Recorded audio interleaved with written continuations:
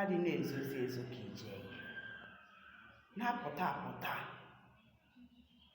ihe ọ bụla iyi dị gị mma ịdị na-ezozi ezo ije ihe pụta apụta ọ gịnị dị ka isi wee jee one occasion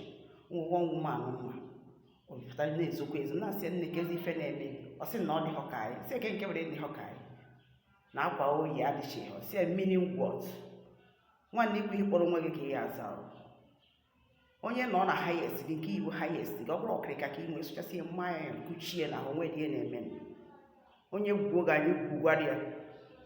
o jide ego jide na akpa ya ị na-ezo ezo for what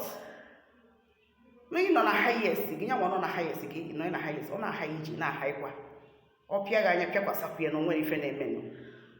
onwe onye anyị agbara ọsọ ị na-ahaidi ahaidi si na ịdịghọ ka anyị for what ka ihe eji ekwudiri okwu a onye toho gị too onwe gị ọ gịnị na-apụta apụta izozi n'ezo ọ na-look inferior look superior onwe ife na-eme onwe gị na-eju gị afọ ịda afọ ma onwe m na-eju m afọ steeti itoho m eto ụmụ nwa m eto onwe m steeti ana m adị mma steeti ọsọkwa ime unyi na highest nke ọ bụ